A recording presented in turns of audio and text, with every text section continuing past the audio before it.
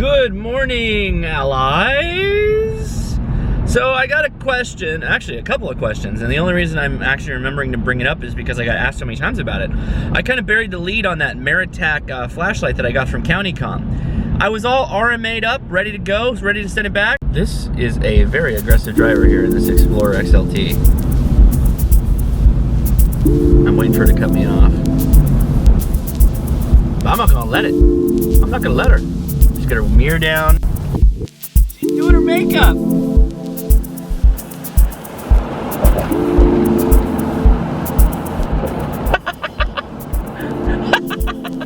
She's not aggressive, she's doing her makeup. She's just driving like a moron. Okay, so I had a Meritac light, and let me go back a step because I didn't package it up. I didn't do any of that stuff. All right, so here's what happened. I got a Meritac light. It didn't work. It was DOA out of the box. I assume it was the battery. Okay, so I contact CountyCom, who I've always had good times with. Their products are fine. I've never had to contact them for any support issues. So this is the first time I've actually had to like, hey, what's up guys? I'm a human being, not just a number that you ship things to. So I say, hey, I've got a problem with this Meritac light, it's not working. And they go, okay, sure, here's your RMA number, and here's the FAQ. And I was like, okay, FAQ, huh? All right. Can't you just send me a damn battery? Nope, RMA it. So, all right, pull up the website, and I bring up their return policy. So the return policy is I have to ship my product back in the original packaging, and I pay the shipping costs. That's not really an yes, it's an RMA, but that's kind of like early 2000s, late 90s RMA is how it feels to me. Like Amazon, you know, they ship you a label and I'll box it up, but why do I have to get the shipping stuff all together? And why do I have to have the same package? I throw those stupid Meritac packages away. They get these little jewel cases that are just garbage. I dump those things, man. I don't keep packages for anything unless it's like something I'm planning on reselling. If it's just a flashlight, your packaging is long gone, bud. So yeah, I didn't ship it back because I didn't feel like paying for shipping and dealing with all that. So that's where we're at. I'm gonna try and find a replacement battery, but it's a very weird rechargeable. It's like a what is it, like a what? I don't remember. Anyway, yeah, anyway. More info on that later. I don't know. I'm just gonna let it die on the vine most likely, like I do with a lot of things like that.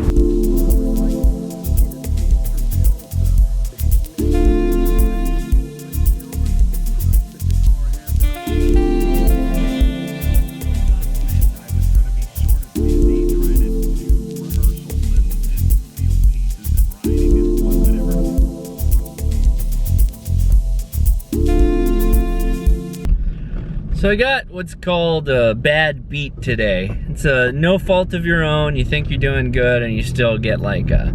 In a quarter of a mile, turn right on Redondo Beach Avenue. So work-wise, I got a review, and it's not a bad review. I'm fine, everything's good. It's just I thought it'd be better.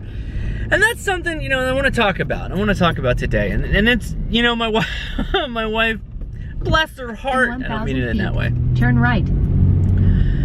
But she said something that was pretty telling. She's like, do you think you're being a millennial on this? And I was like, oh, it's interesting. She's like, you know, the whole concept that, you know, a millennial constantly needs to be told they're doing a good job, they're doing great work, they're doing a good job, they're doing great work.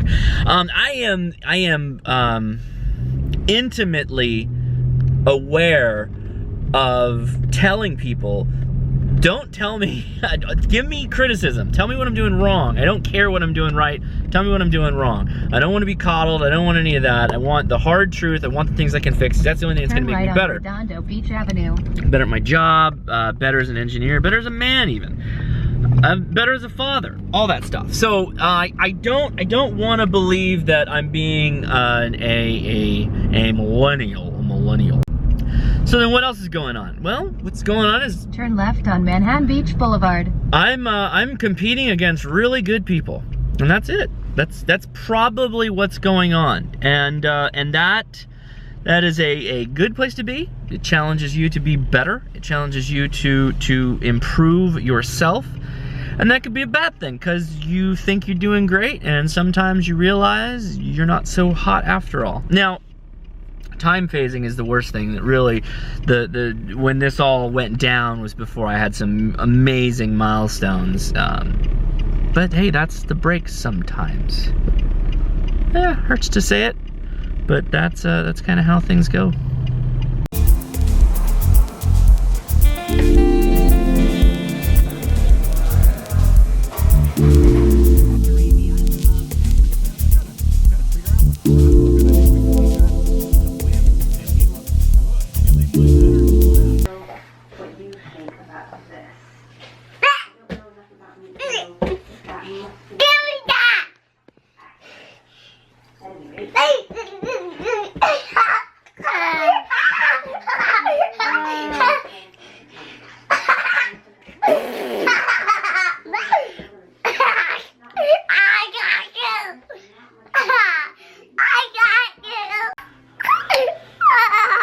Okay, so Leia said I have to film Edison's outfit because she's very upset with me because I put him in this. Wow. Edison. Ready? Hold on. Edison. Show it off, bud. Show it off. Walk it out. Stand up. Watch out, don't do that. Don't do that to Edison. Don't teabag your brother. Stand up. Hey, stand up. Come on, stand up. Can you pause that? Pause it. Now it even trumps the previous experience. Edison.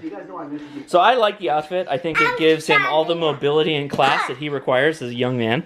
Hold on. He's got mobility that he needs as a gym teacher. He's got a nice little like bow tie top with an Argyle sweater, and he's wearing like gym shorts with like convenient pockets. Very thick and warm for those mornings where he's got to get out there and do the calisthenics, right? You got some real problems. Yeah, Ben. We know. I want to get you, baby. Crypto kid shirt? Yeah.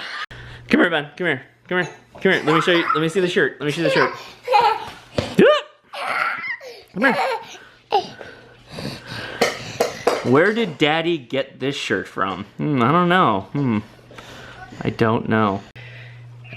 And so here's where the story takes a weird turn. I was driving home and I was listening to the Adam Carolla podcast, and I got to text him or tweet him. I can't text Adam Carolla, I don't know his number, but tweet him. I was listening to his last episode where they were interviewing Tom Brady's manager. They're talking about Tom, and they're talking, he's 39 years old. He's at the end of his career, basically, but there's so much more he can do with his life, right? And I'm thinking I'm 35, and I'm kind of like hitting the mid stride of being an engineer. Like I'm not at the end of my career in any way, in any sense of the word. And I'm at the point where it's like, yeah, I got dealt a rough hand. But in actuality, the more I start thinking about it, and the more I start factoring in other people, and I start being conscious of myself around all the many amazing people around me, it's like, okay, well, if this is just that I got dealt a bad hand because I was in a situation with so many really, really talented people, and I just had a bad PR situation, a bad PR year, because I'm still kind of new in the company. People haven't figured out who I am. That, you take the Tom Brady, I know it's weird like referencing Tom Brady, but he's kind of been a guy, regardless of the good and the bad, has just kind of said, like, this is kind of just what I want to do. This is kind of just what I want to be good at. This is kind of what people appreciate that I'm capable at. And even people who dislike him and his team, I think, can give him some kind of respect that he's not that bad a guy as a person. I think he's a father, as a father or whatever. No, I understand if you're not a Trump supporter, then you might be upset of his recent "Make America Great" shirt, like hat that was in the background. But I don't know why. It was the hearing Adam Carolla talk to the manager of Tom Brady, where I was having this kind of like esoteric moment where I was like, or out of body, not out of body experience, but this like, yeah, you still got plenty of time. You still got plenty of time to do what it is that you care about and what you like. And these small setbacks really kind of open a door in a way. They make it more available for you to do things That's either a challenge because you're threatened to lose your job, which I'm not, or you are in a situation where you are, in my case, I am in a situation where I have people that are competing against me that are PhDs. I think that I can plan the pants off of just about anybody. I think that I am more logistically conscious, more logistically capable than just about anybody. But there are people that have deep knowledge on me, like deep knowledge. Like they'll bust out some functions or some calculations that I'm just like. But at the end of the day, they're only as good as putting that on paper, putting that into code, and then releasing it. I'm the kind of guy who takes it all and puts it together. And so that's been my bailiwick. That's the thing that I go after in engineering. And I got kind of dealt a rough draw, but then I started thinking about it. It's like, am I really getting dealt a rough draw, or am I really just in really good company? And that's where I'd like to leave this. I hope. I know I've got some millennials that watch this video, and I was born in '82, so I like to call myself the oldest millennial. But there's a certain point where you have to realize there are people who are smarter than you. They're smarter than you, or at least they've been doing the job longer than you. So their IQ, their ability to think, might not be at the same level you are, but they've been doing the job longer, so they're better at that job than you are at the job. So you have to step back, you have to go, hey, okay, where am I? What am I doing? How am I? Take stock of yourself. And you can't just go, well, I expected it was going to be different, and so I'm just going to go. No, that's not the right answer. The answer is, I had a preconceived notion of what I thought my abilities were. And maybe those abilities were being oversold, or possibly undersold. And if you pull enough people, you'll start to get a feeling for whether you're being undersold or you're being oversold. If you're being undersold, then that means there's a PR problem, and your great deeds are not getting up and out. If you're being oversold, that means that you're really good at PR, and you're probably not so good in the technical, and you need to dial back and get more in the trench and dig a little, and get dirty with the troops on the ground and figure out what it is that makes you tick. Sorry for this going on a little bit of a rant. I've had a couple of these King Harbor Tiki IPAs, Tiki Hut IPAs. They're quite good. Every once in a while, I think it's good to dial into a wallowing of sorts. The idea that you are just going to wallow in who you are. And here's the real crux of it. There's always going to be people who are better than you. And everybody focuses on the people that are better than you. But there's going to be a lot of people who are less served than you, less equipped for whatever than you are. That doesn't mean you can't wallow in your own self-pity for a little bit, but at the end of the day, you have to acknowledge that there are truly people who want to be where you are, and they would literally, there are some who would probably kill for the chance. So take a little bit of solace in that, take a little bit of humility in that, and realize that if you're 10, so this is me talking to like some dudes and some ladies. Ladies, you're welcome to watch this too. If you're 10 years in your career and you just get dealt like a poor hand, a bad beat, whatever. I'm close to 15 years in this career. It's gonna happen. And the thing you can say is that there is a ton of people who would like to swap places with you right now, and they would possibly kill it harder than you're killing it. So just acknowledge that and add that to the I'm thankful for where I'm at. I'm thankful for the options that I have. I'm thankful for the people that I get to work with, because look, by and large, any disagreements I have nothing to do with the people. It's just how we get the work done. There's many ways to get the work done, but I love the people. I've always loved the people in engineering. So that's it. I hope I didn't get too much in the sausage making. The sausage. that'll do it. Guys, question of the day. I think have I asked about something like this before? What was the hardest bad beat you ever got served at work? And I don't mean like you were passed up for a promotion, but if you had that, that's a really good one. You should post that. It's just like, I thought I had a day off, but I had to come in and then do a double shift. Or I was told everything. Salty hit me up on Facebook. Oh my God, Salty.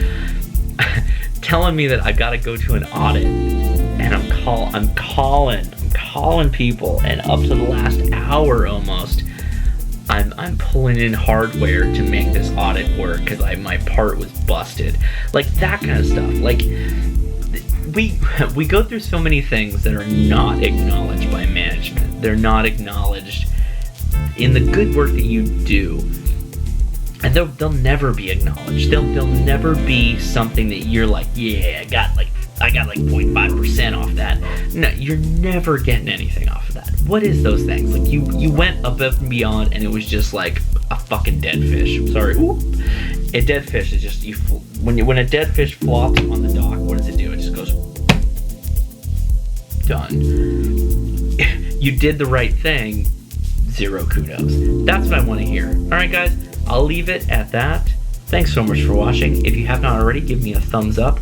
I would love it if you subscribed, and I will talk to you tomorrow.